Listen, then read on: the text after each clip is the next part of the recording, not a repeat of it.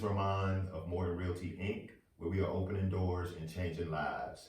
Today I will be discussing the due diligence fee for all North Carolina buyers and sellers.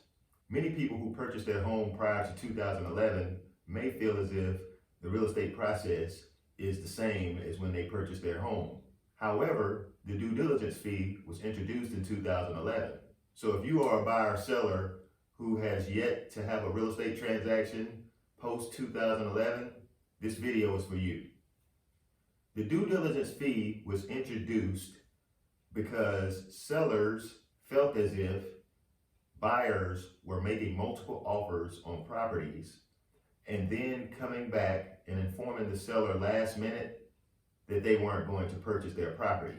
During that time, the earnest money deposit was always given back to the buyer, leaving the seller sitting there wondering what just happened. Many sellers were upset and complained about this to the commission, which is one of the reasons why the due diligence fee was introduced. The due diligence fee are funds that are given to the seller in addition to the earnest money deposit to take the home off of the market and place it under contract. The due diligence period is exactly what it sounds like. It is the time for the buyer to do their due diligence on the seller's property. So basically, they're going to have the home inspected, they're going to have the home appraised, and any other detailed due diligence that you need to complete will need to be done during that due diligence period. And you will also need to let the seller know whether or not you plan on moving forward with the transaction during the due diligence period. The seller will receive the due diligence fee check, and the earnest money deposit will be made out to either the real estate firm, if they hold earnest money deposit funds, or an attorney who will be completing the closing of the transaction.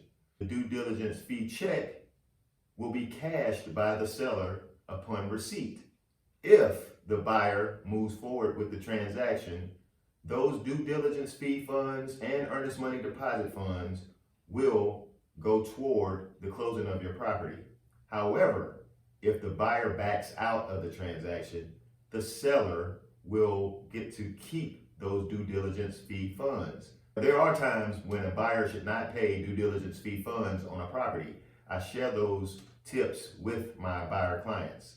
At Morgan Realty Inc., we have a method of calculating the due diligence fee amount that we are going to give to any particular seller who has their house on the market. And I show that to each one of my clients prior to conducting business. Whichever property they have interest in, I show them that method. We have had great success with going under contract even when there are multiple offers on the table. So the process works. I want to share with you guys a few tips with regard to the due diligence fee that you need to be aware of.